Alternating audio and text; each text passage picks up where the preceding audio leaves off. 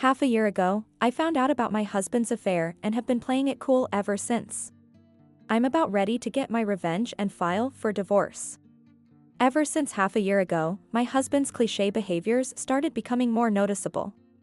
Overtime, nights out, business trips, working weekends, changing his appearance, too much time on his smartphone, mysterious receipts, and so on. My husband's a bit of an idiot, so it was all too obvious. We've been married for 18 years, but that was the first time I ever looked through his phone. Frankly, I had lost interest in the antics of a man over 40. But an affair is different. We have a high school-aged son, for heaven's sake. It's just not right for a father to be doing this. The content of his phone was, well, full of it. I expected as much, but, honestly, I felt sick to my stomach. Since then, I've been checking his phone for information every day while he sleeps or when he's in the shower. I thought about hiring a detective, but after seeing the name of the woman he was with, it seemed unnecessary. She was the wife of a couple living nearby. Well, I figured she was capable of it. Our neighborhood is quite close-knit, everyone around the same age, and we regularly have barbecues. The woman was a newcomer who moved here 6 months ago.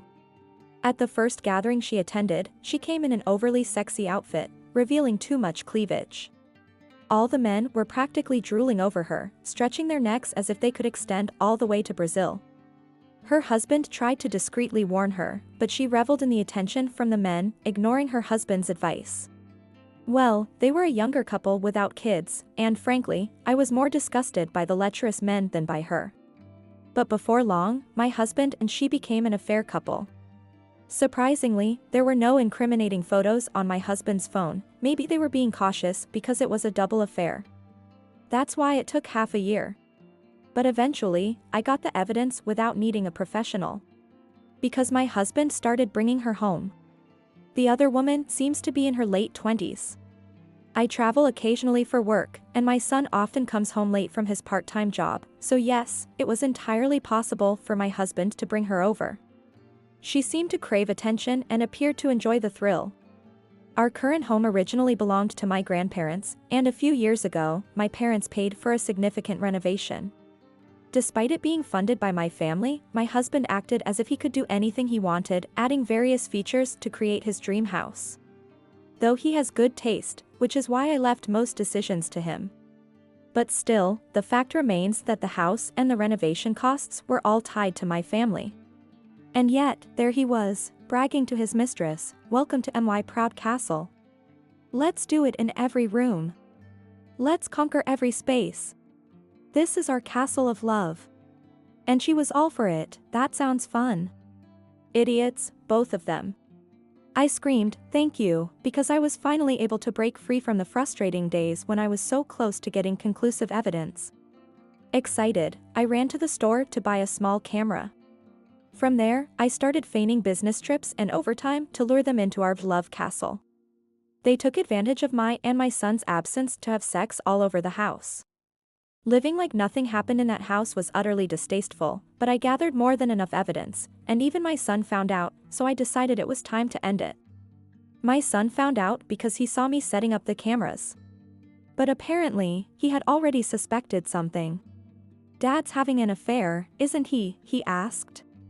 He noticed because clothes were occasionally missing from his closet, only to be returned the next day. He found receipts in the pockets for the brand of cigarettes my husband smokes, realizing his own clothes were being worn to meet a younger woman. Hearing that made me want to die. My husband has a good sense of color and style, and there was nothing wrong with how he dressed. Clearly, he was choosing clothes with his mistress in mind. And now, my husband and his mistress are having an affair in our basement. Despite the basement having an external lock. They enjoyed roaming from the living room to the bedroom to the garden to the bathroom, indulging in their unique hobby. But it seemed they were desperate to achieve their dream of conquering every room, starting with the basement. So, I made my move. I lied to my husband, saying I was taking our son to my parents' house in the next county over for the night, leaving the house empty while we watched the situation through the camera. Sure enough, he brought her home. They took a lovey-dovey shower together, then started their business right there in the bathroom. But remembering their main goal, my husband led her to the basement. They left their clothes in the washroom, only a towel each as they entered the basement. Their belongings and smartphones were left all over the house. The basement is near the exhaust pipes of a separate storage facility, so sounds from inside leak out quite a bit. I heard her moans and quickly locked the outside of the basement door, tying it shut with a rope across from the inner opening. I successfully confiscated both their clothes and smartphones. They're now trapped inside, naked. It was my son who locked them in. After all, the basement was his hobby room. He was furious about it being misused as a love hotel. "I'm going out, so I'll lock up," he said, stealthily holding a padlock he had found somewhere. Before the renovation, the place was like an old storage room, but since my son got into dancing, we turned it into something resembling a dance studio. The basement now only contains wall mirrors and a basic sofa with no toilet, windows, fridge, food, or drink. Tomorrow, we have our regular neighborhood barbecue in our garden. For now, I've only messaged the neighborhood group chat that the mistress is staying over at our place starting today. Just in case her husband starts worrying. The next day. They've been left there since about 5 p.m. the previous evening, so around 18 hours now. My son is starting to panic because he's accidentally lost the key to the padlock. The two fools realized they couldn't get out yesterday and have been banging on the stainless steel door and shouting ever since. "What?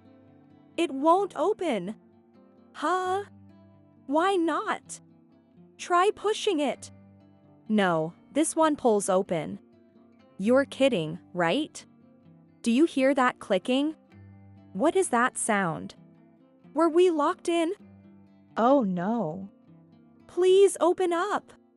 Help. It's a misunderstanding. This is all a misunderstanding." Fools, this isn't the 5th floor, it's the basement. Since they were making so much noise, I closed the basement's shutter to block out the sound completely. This morning, my kind-hearted son offered to bring food to the basement. When he opened the shutter, from inside came the desperate pleas of my husband. "No, wrong, please open up, it stinks of shit in here." "My son left food and water in front of the door for you too. Eat well and don't die," he said. "We can't get it. Open up now. It stinks so bad. Please open up," they cried, but my son bolted away at full speed, terrified by their monstrous yells. Time to start setting up for the barbecue. My son quickly shifted gears, busily arranging the barbecue setup as if nothing had happened. We're meeting at our house around 1 p.m. But still, we can't seem to find the key to the padlock. Should I just ask a neighbor to bring over a grinder to open it, or is it okay to just open it normally?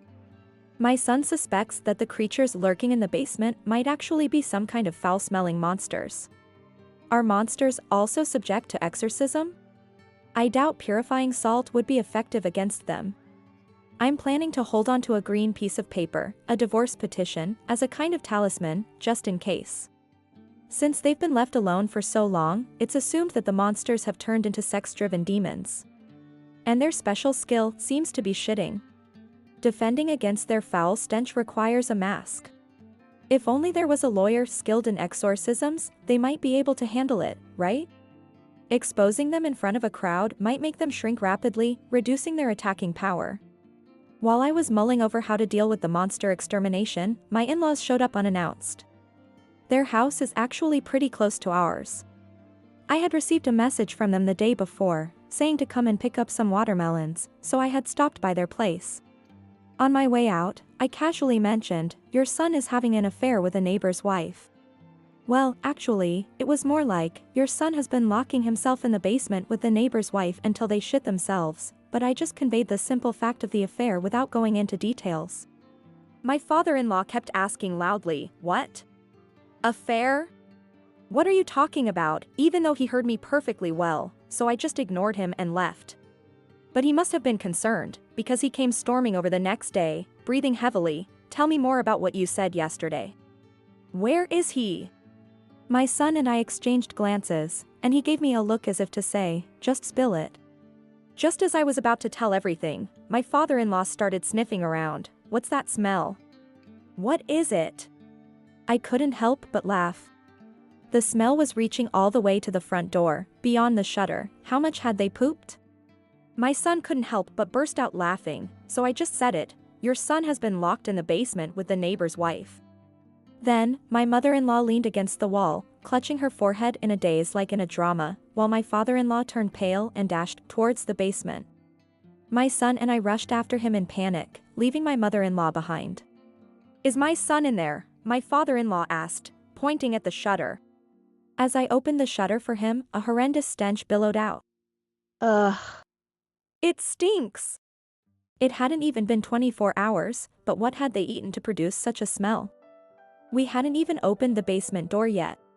Could opening it cause everyone to faint from the overwhelming stench?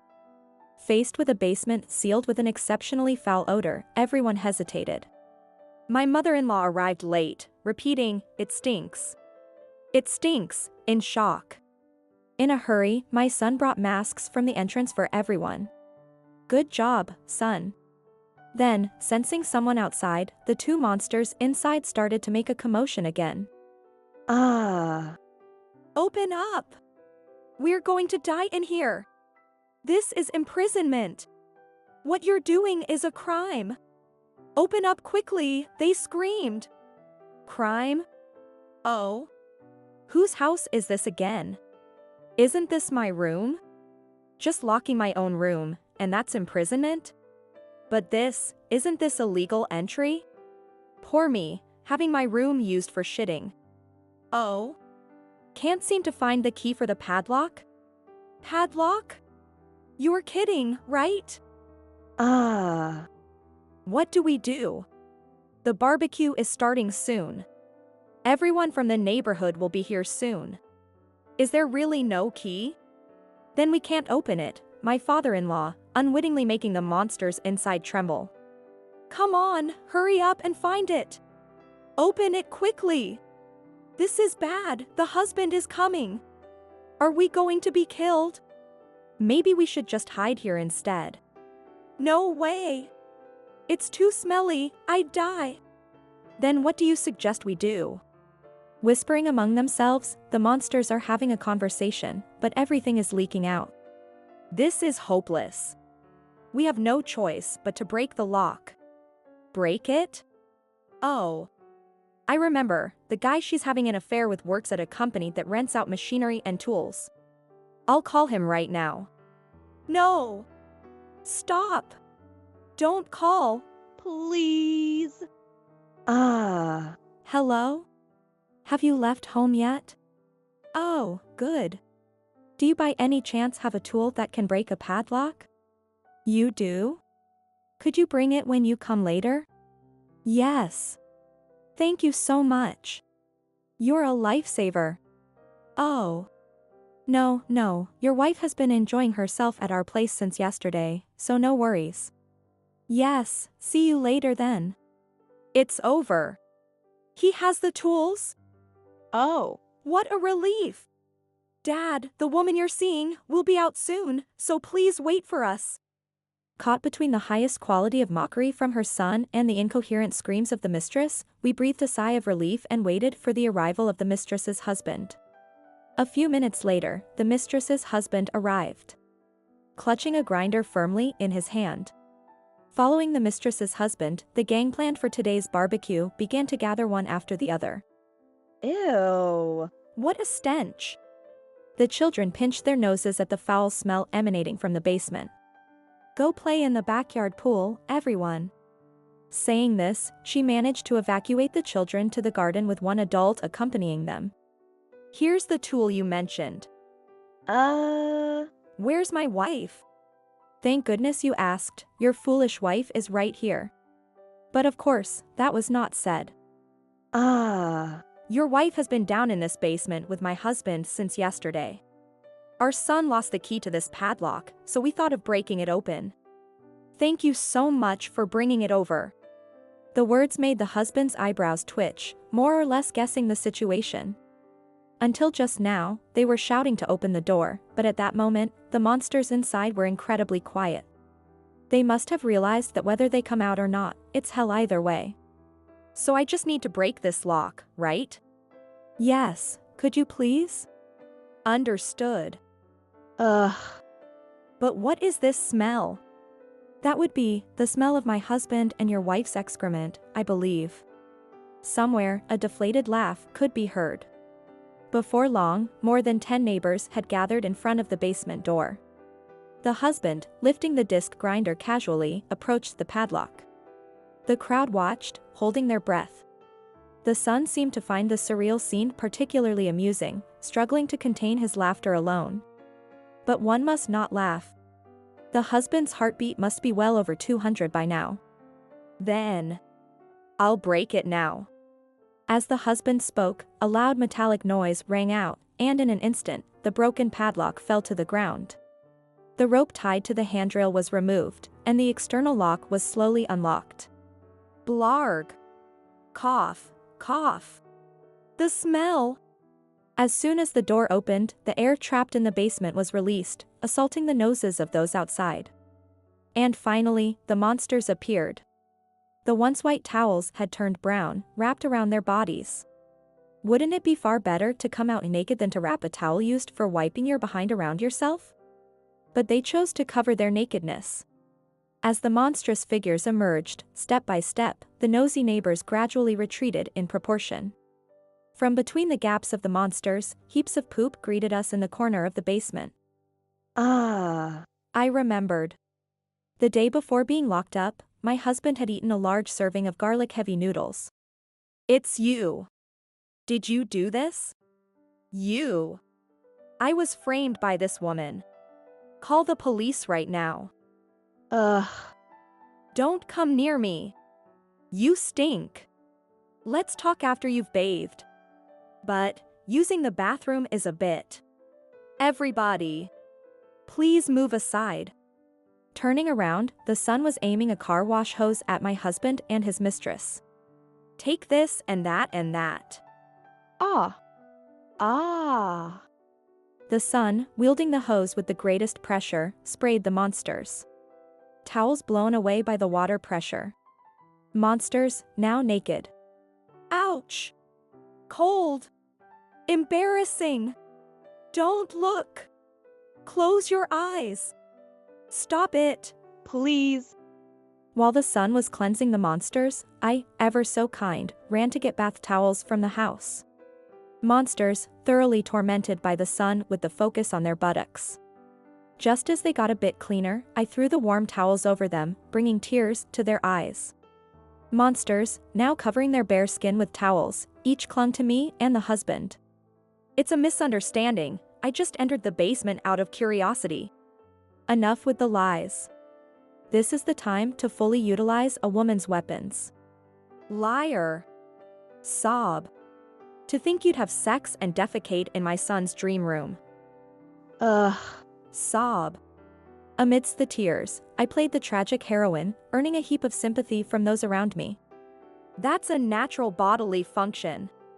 It can't be helped, can it? If you hadn't locked the door in the first place. You've desecrated my sacred place with poop. Unforgivable. The son sprayed water again.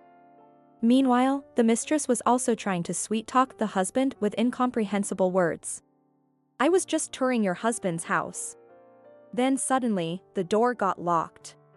What, naked? You're touring someone else's home? It's not like that. My clothes were stolen. Really? Believe me. Ha! You need to cool your head a bit more, please. Okay. Take this and that and that. Thanks to the sun, now in berserker mode, the new towels were utterly meaningless. As the son paused for breath, I yelled, clean this room together, both of you. And cleanse yourselves with this, while throwing a green paper, a divorce petition, in front of my husband. After you've finished cleaning, gather your belongings and leave today. We'll talk again tomorrow, with a lawyer involved. Father-in-law, mother-in-law, please take responsibility and take your son home. And never come near this house again. Understand? Yes. I'm truly sorry, Iris. The mistress received a similar divorce declaration from her husband, bursting into tears. The son, growing increasingly irritated with the two who were reluctant to start cleaning, aimed the hose at their vital areas once again, pushing them towards the road. My son, apparently, was of the water element. The commotion around our home attracted not only the barbecue attendees but also other curious neighbors. The lady next door rushed over to me, "Iris, what on earth happened?" while looking at the monsters with eyes full of wonder. Hearing everyone tuning in, I spread the word. Ugh. You know, my husband, in our son's room with his mistress, they were doing it with poop. It's so stinky.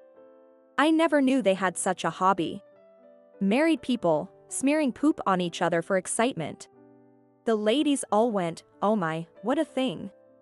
And after giving my husband and his mistress a cold look, they quickly disappeared back into their houses, sensing trouble.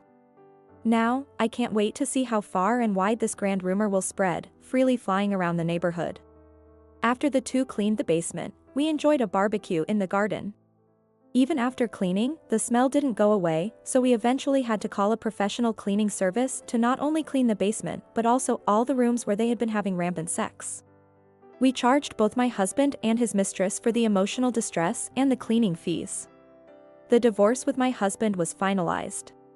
The mistress got divorced too, and before long, both she, her husband, and the in-laws disappeared from our neighborhood. But unless they move out of the state, this incident will continue to haunt them both. Rumors really are terrifying, aren't they?